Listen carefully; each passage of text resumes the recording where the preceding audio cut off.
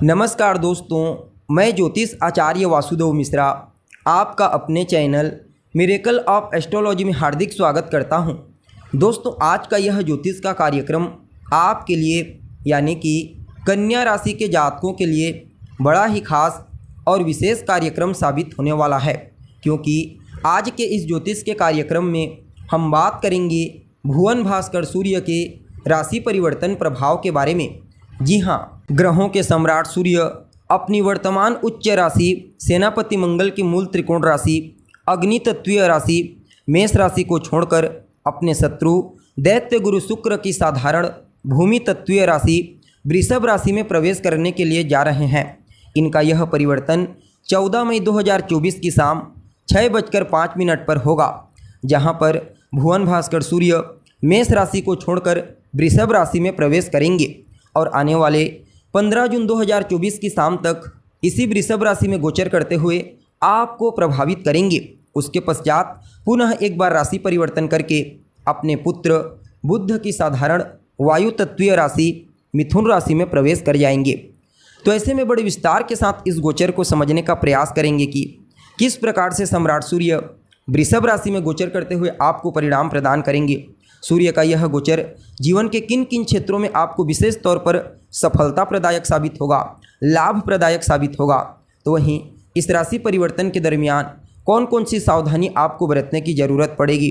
साथ ही साथ यह भी जानने का प्रयास करेंगे कि इस राशि परिवर्तन प्रभाव को और ज़्यादा बेहतर और अपने अनुकूल बनाने के लिए क्या चमत्कारिक उपाय आपको करना चाहिए। जी हाँ, सभी बातों पर विस्तार के साथ चर्चा करेंगे, इसलिए कार्यक्रम को बिना मिस किए अंत तक देखिए। और अगर आप अपनी जन्म कुंडली पर हमसे परामर्श लेना चाहते हैं, जन्म कुंडली का विस्तार पूर्वक अध्ययन करवाना चाहते हैं, तो आपको डिस्क्रिप्शन बॉक्स में और वीडियो के अंदर हमारा कॉन्टैक्ट नंबर मिल जाएगा, जहां से आप या तो व्हाट्सएप के माध्यम से या फिर डायरेक्ट फ़ोन कॉल के थ्रू अपॉइंटमेंट लेकर अपनी जन्म कुंडली का विस्तार पूर्वक विश्लेषण करवा सकते हैं।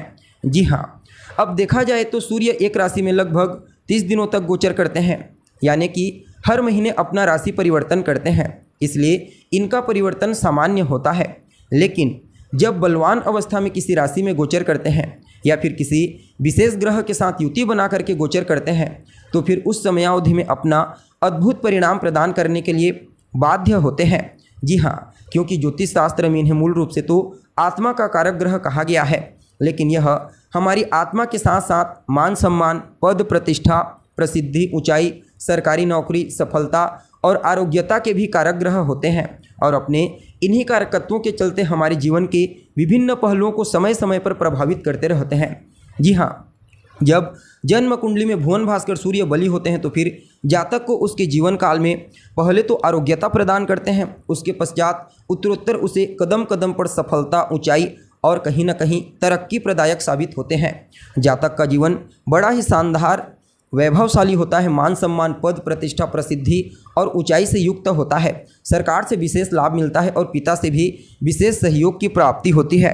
जबकि सूर्य किसी भी प्रकार से पीड़ित होते हैं तो फिर मान सम्मान में कमी आने लगती है, सफलता मिलने में कठिनाई आती है, शरीर निरोगी रहता है, पिता के साथ बॉस के साथ तालमेल ठीक नहीं रहते और सरकारी कार्यों में भी नुकसान होने लगता है। इसलिए इनका बलवान होना बेहद ही ज़्यादा जरूरी होता है, चाहे फिर वह जन्म कुंडली में हो या फिर गोचर कुंडली में।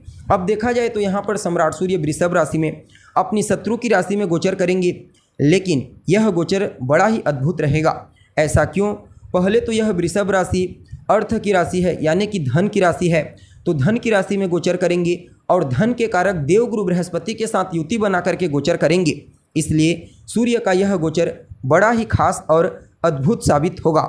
जी हाँ, अब देखा जाए तो कन्या राशि के जातकों के लिए यह गोचर आपकी राशि से नवम में यानी कि आपके भाग्य भाव में होने के लिए जा रहा है। यहाँ पर भुवन भास्कर सूर्य आपके 12वें भाव के स्वामी बनकर के 2 केंद्र के स्वामी अर्थात सप्तमेश और चतुर्थेश देवगुरु बृहस्पति के साथ युति बना करके भाग्य भाव से गोचर करेंगे।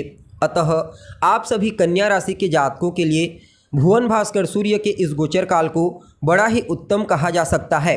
क्यों? क्योंकि धर्म भाव में, भाग्य भाव में गुरु और सूर्य का संबंध बन रहा है। अतः इस गोचर काल के दरमियान आपको उत्तरोत्तर जबरदस्त सफलता और लाभ और अद्भुत परिणाम की प्राप्ति होगी। यूँ समझ लीजिए यह गोचर आपके जीवन काल में आपके उत्थान करने के लिए आया है।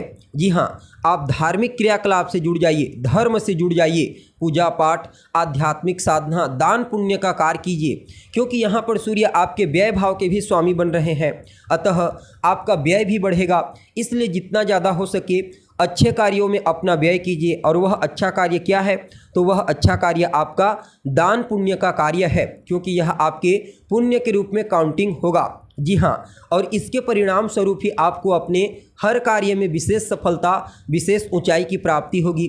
इस गोचर काल के दरमियान आपको अपने वरिष्ठ जनों का, अपने बड़ों का, अपने गुरुजनों का, अपने पिता, अपने बॉस, अपने इष्ट देव का विशेष आशीर्वाद और स्नेह प्राप्त होने वाला है। उनके ही आशीर्वाद से आप उत्तरोत्तर तरक्की करते हुए आगे बढ़ते चले जाएंगे। कोई धार्मिक यात्रा करना चाहते हैं, चाहे परिवार वालों के साथ करना चाहते हैं, मित्रों के साथ, रिश्तेदारों के साथ, आप किसी के साथ भी कीजिए, यह समय आपके लिए बड़ा ही उत्तम साबित होगा। सामाजिक क्षेत्र में आपका वर्चस्व बढ़ने वाला है।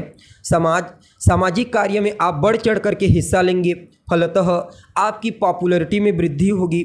और यहाँ पर देखिए, देवगुरु बृहस्पति को ज्ञान का कारक ग्रह कहा जाता है और सम्राट सूर्य को आत्मा का तो कारक ग्रह कहा ही जाता है। साथ ही साथ यह आपकी सफलता के भी कारक ग्रह होते हैं। अतः इस गोचर काल के दरमियान आप अपने ज्ञान का इस्तेमाल करके अपने कार्य क्षेत्र में विशेष सफलता प्राप्त करने की कोशिश करेंगे। और आपके तीसरे भाव पर दृष्टि पड़ेगी, फलतः आपके पुरुषार्थ में वृद्धि करेंगे। आपके मेहनत, आपके पराक्रम, आपकी बौद्धिक क्षमता, आपके कम्युनिकेशन स्किल्स को मजबूती प्रदान करेंगे। अर्थात इस गोचर काल के दरमियान न सिर्फ आपको अपनी बुद्धिमत्ता, टेक्निकल माइंड का सहयोग प्राप्त होगा, बल्कि अपने पुरुषार्थ का, अपने पराक्रम ऊर्जा का भी सहयोग पूर्ण रूप से प्राप्त होगा, जिसके चलते आपको हर कार्य में सफलता की प्राप्ति होगी। यानी कि यूँ समझ लीजिए यह गोचर आपके जीवन काल में आपको न सिर्फ विशेष रूप से सफलता प्रदान करने के लिए आया है, बल्कि आपके जीवन की रूपरेखा को बदलने के लिए आया है। क्योंकि यहाँ पर देवगुरु बृहस्पति आपके चतुर्थ और आपके सप्तम भाव के स्वामी बन करके सूर्य के साथ होंगे। अतः सूर्यदेव देवगुरु बृहस्पति के कारकत्व में उनके भाव के जो कारक होते हैं उनमें वृद्धि करेंगे। अतः आपके भौतिक सुख सुविधा, चाहे वह भूमि हो, भवन हो, मकान हो, वाहन हो, कुछ भी चीज़ हो, उसमें अवश्य वृद्धि करेंगे। और व्यापार के क्षेत्र में तो कहना ही नहीं, चाहे आप स्वतंत्र रूप से व्यापार करते हैं या फिर पार्टनरशिप में व्यापार करते हैं। यानी कि कुल मिलाकर के देखा जाए तो आप सभी कन्या राशि के जातकों के लिए सम्राट सूर्य का यह गोचर बड़ा ही उत्तम साबित होगा।